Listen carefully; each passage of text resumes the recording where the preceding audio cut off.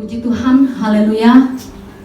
Apa kabar jemaat GPDI Maranatha Tegal Alur yang dikasihi Tuhan?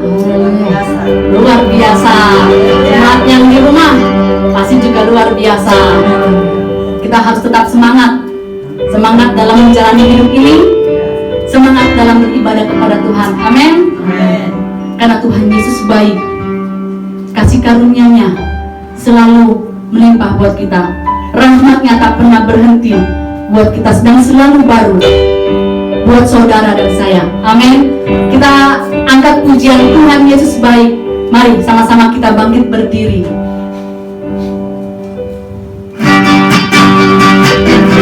Nyanyikan pujian ini dengan penuh sukacita. Katakan kepadanya, Tuhan Yesus baik.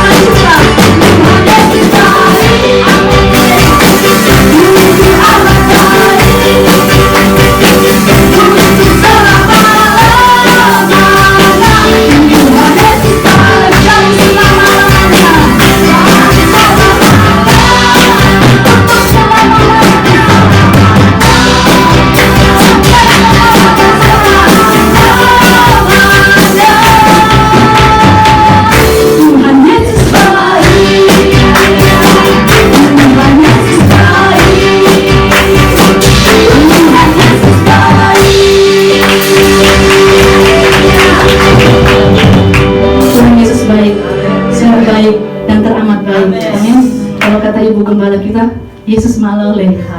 Haleluya. Kita angkat pujian ini. Yesus malole. Naikkan pujian ini dengan sungguh-sungguh keluar dari dasar hati kita, karena kita alami kebaikan Tuhan dalam kehidupan kita. Amin.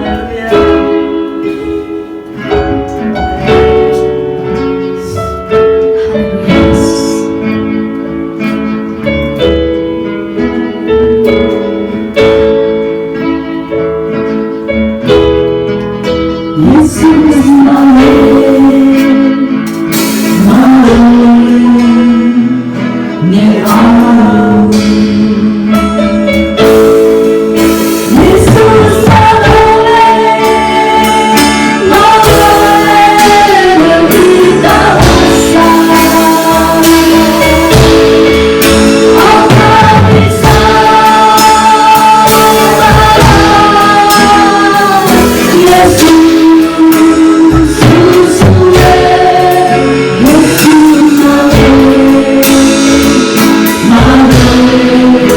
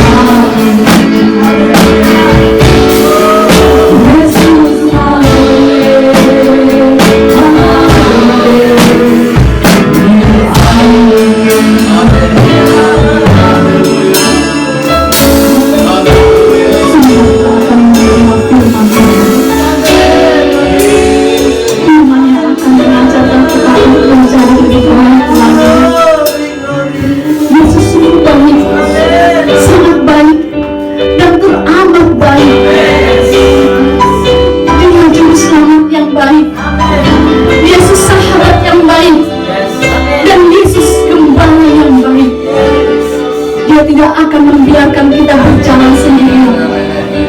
Dia membaringkan kita di rumput yang hijau. Dia membawa kita ke air yang tenang. Sekalipun kita jalan dalam lembah kekelaman, Dia selalu menyertai kita. Karena Dia adalah gembala. Siapkan hati kita. Siapkan hati kita untuk menerima firman Tuhan. Haleluya Yesus. Sembah Dia. Sembah Dia yang sangat baik.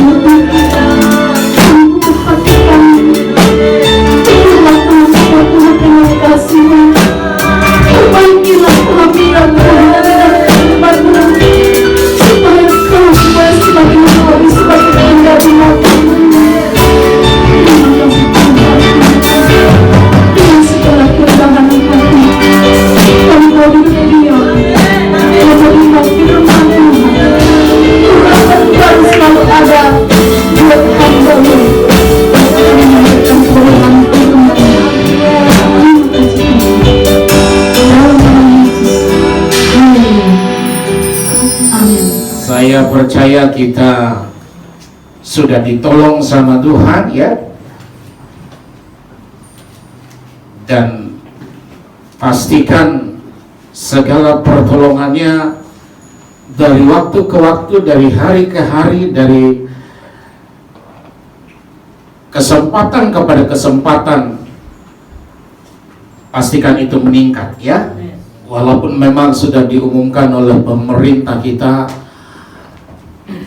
sudah bisa mengadakan ibadah dengan protokol yang sudah ditentukan. Jadi coba diingatkan kepada jemaat-jemaat kita nanti untuk hal ini ya. Nah, kita akan belajar tentang firman Tuhan, karena hari ini saudara, kalau saudara perhatikan kalender gereja saudara, hari ini adalah hari Pentakosta ya. Jadi di seluruh gereja memperingati, di gereja apapun selalu memperingati hari ini, hari Pentakosta, hari ke-50, memperingati Roh Kudus dicurahkan 2000 tahun yang lalu di loteng Yerusalem ya. Kiranya semua gereja pengalaman ini terus berlangsung sampai kedatangan Tuhan yang kedua kali ya. Berhubungan dengan itu saudara, coba kita buka Alkitab kita. Saya ambil dari kitab Yohanes yang ke-15 saudara, ayatnya yang ke-9 sampai yang ke-17. Saya baca begini saudara, kasih judul di atas, perintah supaya saling mengasihi. Seperti Bapa telah mengasihi aku, demikianlah juga aku telah mengasihi kamu. Tinggallah di dalam kasihku itu. Jikalau kamu menuruti perintahku, kamu akan tinggal di dalam kasihku, seperti aku menuruti perintah Bapakku dan tinggal di dalam kasihnya. Semuanya itu kukatakan kepadamu supaya sukacitaku ada di dalam kamu dan sukacitamu menjadi penuh. Inilah perintahku, yaitu supaya kamu saling mengasihi seperti aku telah mengasihi kamu. Tidak ada kasih yang lebih besar daripada kasih seorang sahabatnya. Seorang yang memberikan nyawanya untuk sahabat-sahabatnya. Kamu adalah sahabatku jikalau kamu berbuat apa yang kuperintahkan kepadamu. Aku tidak menyebut kamu lagi hamba, sebab hamba tidak tahu apa yang diperbuat oleh tuannya. Tetapi aku menyebut kamu sahabat, karena aku telah memberitahukan kepada kamu segala sesuatu yang telah kudengar dari Bapakku. Bukan kamu yang memilih aku, tetapi akulah yang memilih kamu.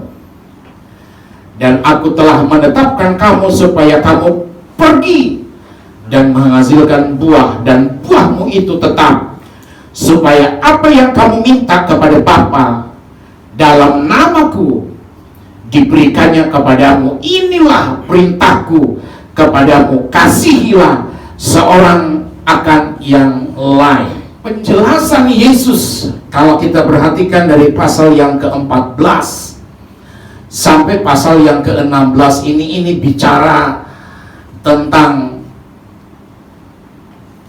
Roh Kudus, datangnya Roh Kudus, di mana dia akan naik ke sorga, dan dia berjanji dan dia berkata, kamu tidak sendirian, kamu tidak yatim piatu. Aku akan memberikan roh. Itu Alkitab katakan, aku akan memberikan kepadamu seorang penolong. Nah, saudara yang dikasihi Tuhan, ini yang saya coba katakan begini, ini pekerjaan roh. Inilah ciri-ciri seseorang yang dipenuhi roh dan yang menghidupi roh itu. Ya, minggu yang lalu saya sudah coba sampaikan apa itu janji yang Tuhan janjikan. Satu pribadi yang namanya Roh Kudus. Mungkin kita bertanya-tanya, siapa Roh Kudus? Inilah pribadinya Allah yang mempunyai langit, bumi, dan segala isinya. Karena Allah kita itu adalah roh. Ya. Tapi 2000 tahun yang lalu dia berinkarnasi, dia menjelmakan diri, karena bagi Allah, bagi Tuhan yang adalah roh, tidak ada yang tidak bisa diperbuat oleh Allah. Jadi karena aku roh, saudara, roh itu kan nggak bisa dipegang, nggak bisa diraba, namanya roh. Tapi bisa kita rasa. Nah, bagaimana caranya untuk mengartikan aku adalah roh? Bapa di surga menjelma jadi pribadi yang namanya Yesus. Karena dia dari sorga, dia harus pulang ke sorga, tapi pribadi yang sama yang menjanjikan aku adalah roh, Alkitab katakan ia akan dikirim, dia akan diberikan. Nah, kira-kira begitu, saudara. Nah, pekerjaan roh inilah, saudara. Coba kita perhatikan bagaimana pekerjaan roh itu. Nah, coba ini yang coba kita pahami. Ayat 9 dikatakan di sana, saudara. Seperti Bapa telah mengasihi aku, demikianlah juga aku telah mengasihi kamu. Tinggallah di dalam kasihku itu.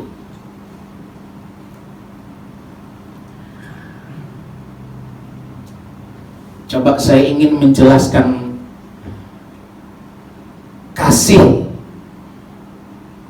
itu kan kata sifat. Bagaimana kata sifat ini menjadi kata kerja, itu mengasihi. Dari kata kasih, implementasinya itu bicara mengasihi.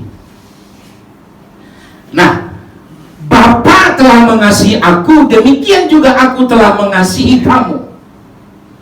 Jadi sebuah reaksi dari kasih. Apa yang Bapa, apa yang Yesus lakukan. Nah, ini gambaran. Coba ini hanya pekerjaan roh yang akan bekerja dalam hidup ini. Ini yang harus kita renungkan, ini yang harus kita pahami, saudara. Nilai-nilai ini yang coba kita pahami, agar kita bisa mengerti arti sebuah panggilan keselamatan yang Tuhan nyatakan dalam hidup kita. Ini yang harus kita renungkan, biar kita jangan salah. Haleluya, haleluya. Ya, saya percaya Roh Kudus ada di tempat ini, dan Roh Kudus yang akan memberkati kita, Roh Kudus yang akan menerjemahkan jauh dari apa yang kita dengar, agar kita bisa nangkap, sehingga aplikasi dalam hidup kita tidak keliru nilainya, biar kita pahami betul-betul ini, ya. Nah, ayat yang ke-10 dikatakan, jikalau kamu menuruti perintahku, kamu akan tinggal di dalam kasihku, seperti aku menuruti perintah Bapakku dan tinggal di dalam kasihnya.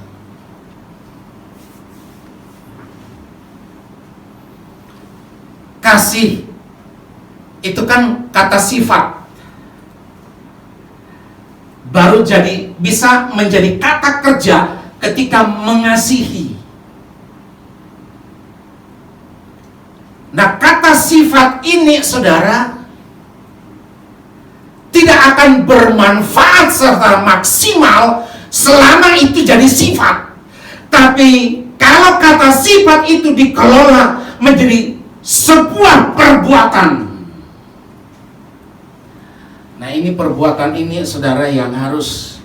Nah, apa sih kata dari perbuatan mengasihi itu?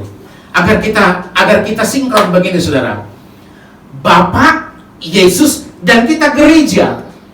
Biar kita satu dalam pemahaman ini. Haleluya, ya. Bisa nangkap ini saudara. Saya harap kita bisa nangkap akan hal ini. Agar kita tahu Bapa mengasihi kita. Bapa sangat mengasihi kita. Haleluya. Ini agak terganggu sedikit ini. Nah, kiranya Tuhan tolong kita ya. Nah,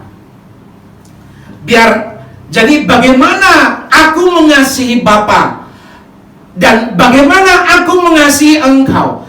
Jadi itu satu jalur, semuanya satu jalur saudara. Kalau kita pakai satu jalur ini dalam kehidupan kita, agar kita ini biar satu DNA dengan Tuhan, biar kita ini satu dengan Tuhan. Kita tahu beberapa macam kasih, saudara, ya. Ada beberapa macam kasih. Kalau nanti kita perhatikan, saudara, ada itu namanya kasih. Di atas dari beberapa macam kasih itu, di atasnya adalah kasih agape. Ada kasih phileo di sana, saudara. Ya kan? Terus ada kasih eros. Ada kasih storge. Dan lebih tinggi dari semua ini adalah kasih agape. Kasih agape inilah saudara, kasih agape inilah yang menjadi jawaban biar nanti apa yang Tuhan maksud, apa yang Tuhan mau bagi dunia ini di setiap aspek kehidupan kita. Ini jawabannya. Haleluya. Bisa paham saudara sampai di sini? Atau memang nah coba saya jelaskan di sana biar nanti apa yang dimaksud Tuhan. Jika aku menuruti perintahku, jika kamu menuruti perintahku dan kamu akan tinggal dalam kasihku, seperti aku menuruti perintah Bapakku dan tinggal di dalam kasihnya. Nah, coba biar kita lebih inilah. Semuanya ini itu kukatakan kepadamu, supaya sukacitaku ada di dalam kamu. Haleluya. Dan sukacitaku ada di dalam, jadi menjadi penuh. Jadi sukacitaku menjadi penuh. Ini takaran, ini ukuran yang Tuhan mau. Haleluya, haleluya. Coba saya ingin bawa, karena kepenuhan inilah. Coba kita buka Rasul yang kedua, kasih judul Pentakosta. Ketika tiba hari Pentakosta, semua orang percaya berkumpul di satu tempat. Tiba-tiba turunlah dari langit suatu bunyi seperti tiupan angin keras yang memenuhi seluruh rumah di mana mereka duduk. Dan tampaklah kepada mereka lidah-lidah seperti nyala api yang bertebaran dan hingga pada mereka masing-masing. Ayat yang keempat. Maka penuhlah mereka dengan Roh Kudus. Lalu mereka mulai berkata-kata dalam bahasa-bahasa lain seperti yang diberikan oleh Roh itu kepada mereka untuk mengatakannya. Jadi Allah itu adalah kasih. Itu kata sifat. Tapi akan berubah kata sifat itu menjadi kata kerja, mengasihi. Jadi kepenuhan itu, tapi itu memang butuh sebuah kesungguh-sungguhan, butuh sebuah keseriusan. Perjalanan hidup kita untuk bergaul dengan Allah, bergaul dengan Roh, bersekutu dengan Roh. Nah, kepenuhan Roh, sehingga mereka, kalau Alkitab katakan saudara di sana, lalu mereka mulai berkata-kata, mulai mengimplementasikan. Nah, coba kehidupan sehari-hari yang coba akan saya bawa, saudara. Kita nih coba mulai mempraktekkan kepenuhan itu. Implementasi kehidupan sehari-hari. Tidak sebatas karena ada bahasa lidah di sana. Tidak sebatas karena ada bahasa roh di sana. Tapi jauh daripada itu, prakteknya, saudara. Haleluya. Biar nanti kita bisa memahami. Jadi biar kita tinggal dan sukacita jadi penuh. Tapi karena kepenuhan Roh itulah. Haleluya. Saya harap kita bisa memahami akan hal ini. Sehingga kita akan menjadi berkat. Kita akan menjadi saksi. Kita akan menjadi terang. Kita akan menjadi garam.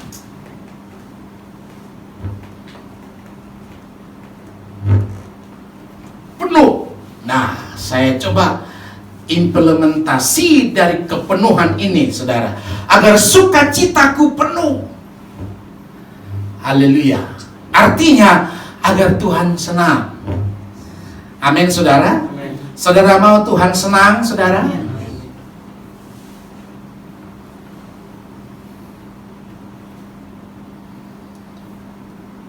Beberapa malam ini, saudara, Grace ada tidur dengan kami, saudara. Saya tahu begini, saudara. Saya yakin mungkin secara berat orang tuanya nggak mengizinkan di sini, karena saya tahu sayang dan cintanya terhadap anaknya. Tapi saya tangkap begini, saudara. Bagaimana sebuah sukacita, bagaimana sebuah kesenangan. Walaupun memang, saudara, tadi malam, pagi sekitar jam 4:15, saudara, dia buang air besar. Secara manusia kan, udah ngantuk, udah ganggu. Tapi kita lakukan dengan senang, kita lakukan dengan sukacita. Bisa saudara bayangkan ini, saudara? Biar kita coba bayangkan begini. Bagaimana Tuhan itu kepada kita. Bagaimana sukacita itu penuh. Dan tidak ada keluhan di sana. Tidak ada tuntutan di sana. Tidak ada untung rugi di sana. Tidak ada. Karena bicara kepenuhan. Ini yang Tuhan mau, saudara. Bagi gereja, bagi saudara dan saya, kepenuhan ini, haleluya. Sampai di sini saudara bisa nangkap, saudara? Biar sukacitaku penuh. Jadi murid-murid 120 ada di loteng Yerusalem. Karena pasca Yesus naik ke surga, Yesus berkata, kamu jangan tinggalkan Yerusalem. Kamu tunggu sampai hari Pantekosta. Alkitab catat, mereka penuh. Dan dari yang 120 inilah cikal bakal sebuah kegerakan yang begitu dahsyat. Kalau nanti kita perhatikan bagaimana ada Petrus di sana. Jadi maksud saya begini saudara, tidak sebatas karena ada dipenuhi dan berbahasa roh. Bagi saya bagus. Tapi implementasi yang sesungguhnya agar sukacita Allah penuh dalam gereja Allah itu harus bergerak dan harus menghidupi kasih itu. Haleluya. Saya ngomong tidak segampang yang saya harus katakan.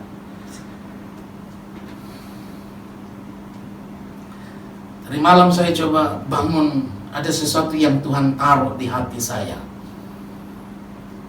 Bagaimana itu bisa mempertahankan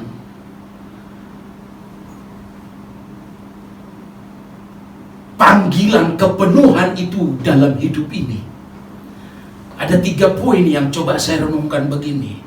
Yang pertama, harus ada sebuah nilai kerendahan hati satu dengan yang lain.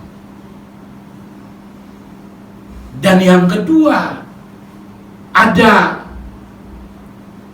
etika kenormalan hidup yang sesungguhnya agar kepenuhan itu. Karena kadang-kadang itu bisa mempengaruhi ketidaknormalan. Karena sering kita ini orang yang berubah-berubah, saudara. Jadi sirkulasi rohaninya itu masih turun naik. Tapi bagaimana Roh Kudus itu tetap eksis dalam hidup kita? Kita harus menjaga, harus ada etika kenormalan hidup. Saya mau katakan begini, jaga relationship kita di sesama kita. Haleluya. Bagaimana antara suami dan istri, antara anak dengan orang tua, antara bawahan dengan atasan, dengan bermasyarakat sosial yang ada kenormalan hidup di sana, ada kenormalan hukum yang harus kita jalankan. Jaga itu. Bisa paham ini saudara? Atau bahasa terlalu tinggi atau bagaimana ini saudara? Yang ketiga saudara, bagaimana hubungan ini tetap eksis, pekerjaan roh ini tetap eksis. Kita ini butuh pengorbanan. Haleluya. Saya percaya kita hadir hari ini karena pengorbanan. Dan saya percaya Tuhan tidak pernah sia-sia. Semuanya tidak ada yang sia-sia. Tuhan perhitungkan segala sesuatu. Jadi yang dimaksud, yang Tuhan mau, kepenuhan itu, penuh sukacitanya. Ini pekerjaan roh. Jadi ini yang harus kita pertahankan. Jadi Alkitab catat, maka penuhlah mereka. Sehingga dari kepenuhan inilah ketika Petrus berkhotbah. Haleluya. Ada gebrakan yang dahsyat. Saya mau katakan begini saudara, tingkatan roh kita naik, secara otomatis semua Tuhan akan buat naik semuanya itu. Amin atau amin ini sudah bisa nangkap nggak ini saudara apa yang saya maksud ini? Tingkatan rohani kita naik. Tapi itu naik memang itu butuh sebuah pemahaman dan pengertian yang sangat tinggi, yang sangat dalam Tuhan. Ketika itu naik, secara otomatis yang lain akan Tuhan. Karena Matius 6 ayat 33, cari dahulu kerajaan Allah. Itu bicara tentang rohani saudara. Haleluya, haleluya. Cari dahulu kerajaan Allah serta benar, maka Tuhan tambahkan. Jadi maksudnya begini saudara, kalau kita utamakan Tuhan di atas dari segala-galanya, kita utamakan pekerjaan roh di atas segala-galanya, aku percaya ini yang kelihatan ini itu gampang bagi Tuhan. Saya kadang-kadang berpikir begini, bagi kami, bagi saya, masalah situasi kondisi yang kurang lebih kita tidak beribadah berapa bulan ya? Maret, April, Mei. Maret kita nggak ibadah kan? Tanggal 29 kita nggak ibadah lagi kan? Dan tanggal 29 baru Mei, April, Mei. Ini udah, ini besok udah bulan Juni. Kurang lebih 3 bulan lah, kita kan agak stuck. Saya mau katakan begini, saudara. Allah tidak pernah terprovokasi dengan kondisi. Bisa paham gak ini, saudara? Allah tidak terpengaruh. Karena Allah yang empunya semuanya. Allah bisa. Saya mau bersaksi begini, saudara. Lepas dari apa yang kita pahami, ternyata kita kebanjiran beras juga. Saya kebanjiran beras. Ada jatahnya jemaat, ya memang kalau dibagi ke jemaat, ada memang jatahnya. Nggak tahu dari mana. Sampai saya bilang, ya udah nih over nih ke jemaat ini. Saya mau katakan, saya pikir itu hanya sebagian kecil kali cara Allah, ya kan? Bagi Tuhan mah beras kecil kali ya. Haleluya ini, saudara, ya. Bagi saya kecil, itu mah nggak ada hitungan kali sama masalah beras. Tapi yang saya mau katakan, Tuhan bisa bekerja di sana. Nggak ada sesuatu bagi saya ya, bagi saya. Lepas dari nilai rohani atau yang kita miliki, bagi saya nggak ngaruh apa-apa. Karena fokus kita bukan fokus di level sebatas itu, enggak. Fokus kita fokus kepada Dia. Haleluya. Jadi ketika mereka penuh, bagaimana kegerakan itu? Petrus berjalan. Dia ada di bait Allah. Emas perak tidak ada padaku, tapi yang aku punya. Kalau kita baca nanti kitab Kisah Para Rasul itu, saudara, ya. Nah, ini bicara kepenuhan itu. Nah, itu model yang pertama yang coba saya sampaikan kepada kita. Yang kedua, saudara, saya coba ulang ini di kitab Yehezkiel 47 itu, saudara.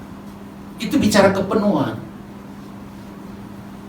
Yehezkiel 47, air yang keluar dari pintu bait suci. Tuhan suruh Yehezkiel ukur untuk 1000 hasta tingginya. Di mana, saudara? Di pergelangan kaki. Ukuran yang kedua 1000 hasta lagi sudah sampai di lutut. Ukuran yang ketiga 1000 hasta lagi sudah sampai di pinggang. Ukuran yang keempat, Alkitab catat, tidak terarungi lagi, itu harus alias berenang. Jadi 4 ukuran yang penuh. Ini yang saya coba ingatkan ke kehidupan rohani dari hari ke hari, dari waktu ke waktu berjalannya sebenarnya semakin hari. Paulus bilang, aku diperbaharui dari waktu ke waktu. Air yang mengalir itu, yang tidak bisa lagi alias harus berenang, yang tidak bisa diarungi harus berenang. Air itu menuju ke laut asin. Dan Alkitab catat, laut asin, ketika ada aliran air tawar, laut asin menjadi tawar. Yang kedua, saudara, perhatikan, aliran air itu bagaikan sungai. Dan di pinggiran sungai itu ada tumbuh pohon-pohon. 47 dari kitab Yehezkiel ayat 7 dikatakan, dalam perjalanan pulang sungguh sepanjang tepi sungai itu ada amat banyak pohon di sebelah sini dan di sebelah sana. Ia berkata kepadaku, sungai ini mengalir menuju wilayah timur dan menurun ke Araba Yordan dan bermuara di Laut Asin, air yang mengandung banyak garam, dan air itu menjadi tawar. Air menjadi tawar dan ada pohon. Itu yang kedua. Yang ketiga, ayat 9, sehingga kemana saja sungai itu mengalir, segala makhluk hidup yang berkeriapan di sana akan hidup. Jadi membawa gelombang kehidupan. Haleluya. Jadi kepenuhan itu membawa sebuah gelombang kehidupan. Jadi hidup. Setidaknya saudara, setidaknya kita gereja Allah, pembuktian ini adalah hari Pantekosta itu. Kita harus hidup.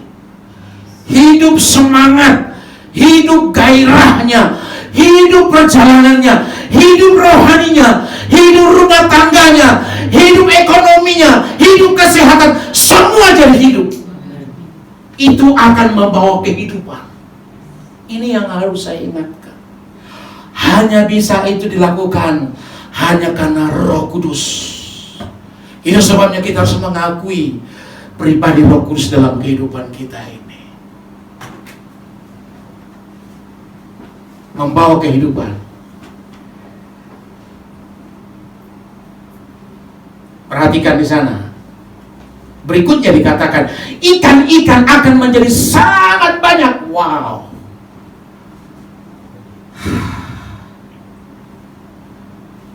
Grace bilang begini, wow, ikan-ikan banyak. Siapa yang gak suka ikan, saudara? Halo? Siapa yang gak suka ikan? Jangankan ke saudara, kucing pun suka ikan.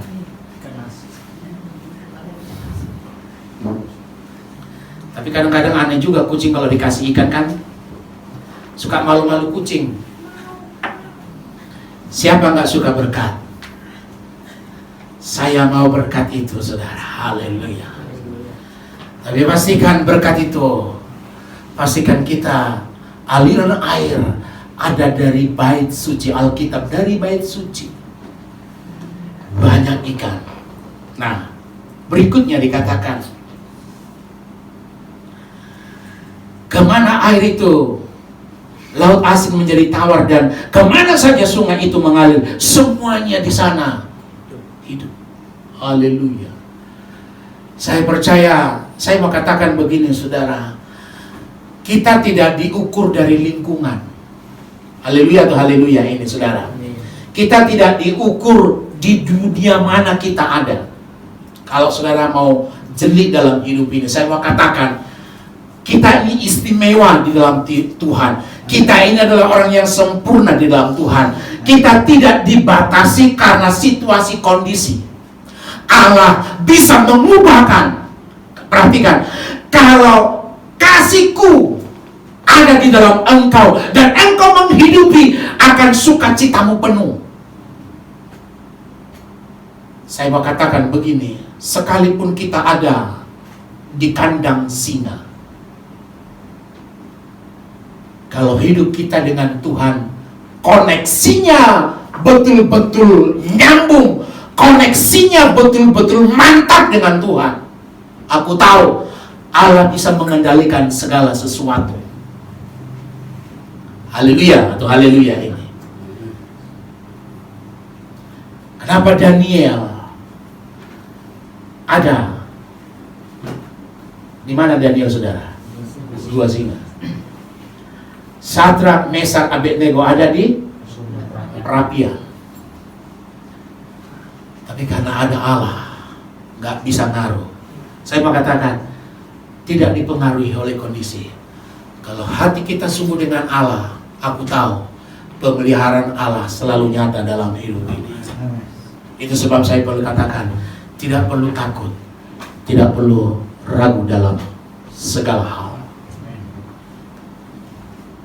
Karena ada Roh Kudus. Ada Roh Kudus di sana.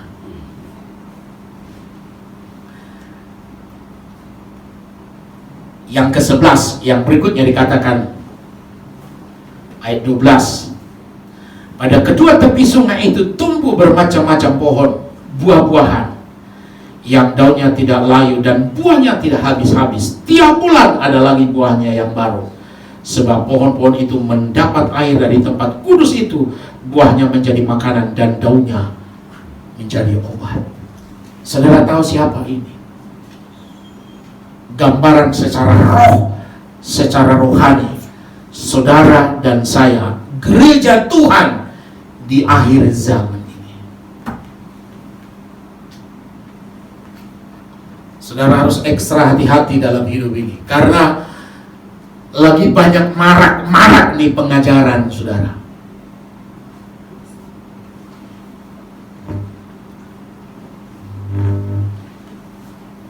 Saya pernah ikut ibadah waktu itu beberapa minggu yang lalu, saudara. Ada hamba Tuhan bilang begini, tinggal 100 detik. Tinggal 100 detik diperhitungkan 1 sampai 2 tahun Tuhan mau datang. Tanda-tanda. Saudara masih bisa tangkap bagaimana Benny Hinn, saudara. Dan itu beredar di media, saudara, di media sosial yang kita. Benny Hinn bagaimana pesan-pesannya. Tapi selalu saya mau katakan begini, saudara, gereja Tuhan kita aliran Pantai Kosta, nggak perlu kita takut akan hal itu. Katanya inilah pembukaan cawan, bunyi sangkakala dan segala macam. Gereja kita mengajarkan aniaya 3,5 tahun. Tapi ingat, gereja Tuhan yang penuh dengan roh tidak ada di sana. Karena kita sudah ada bersama dengan Dia. Itu sebabnya selalu saya ingat kita, mari dari sekarang ini, mari kita penuh dengan roh. Jangan keraskan hati. Jangan keraskan hati. Oke lah, memang ini tanda-tanda Tuhan semua datang. Ya. Saya pelajari, saya dengar itu pelajaran waktu itu beberapa minggu yang lalu. Dia bilang begini, siapa yang menghentikan korban di setiap ibadah? Hanya corona. Semua stop. Dia ke Mekah stop. Orang Arab kan gak terima lagi haji waktu itu, saudara. Nggak tahu sekarang udah dibuka atau belum. Vihara stop. Di tempat-tempat, kalau orang Hindu di mana itu?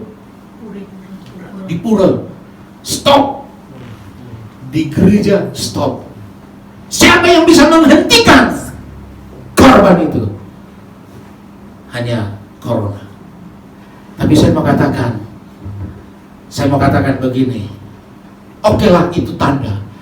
Tapi kalau hidup kita sungguh-sungguh dengan Tuhan, selalu ada dalam hadirat Allah, selalu Roh Kudus pakai, selalu kita dinaungi. Aku percaya semua peristiwa tidak akan pernah menimpa kita, karena kita di backup, karena kita dipimpin oleh Roh yang sama itu.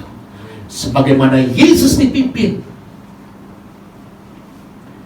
demikianlah gereja Tuhan akan mengalami pimpinan itu, saudara dan saya. Itu sebabnya mari di hari memperingati hari Pentakosta hari ini, pastikan tidak sebatas kita berbahasa roh.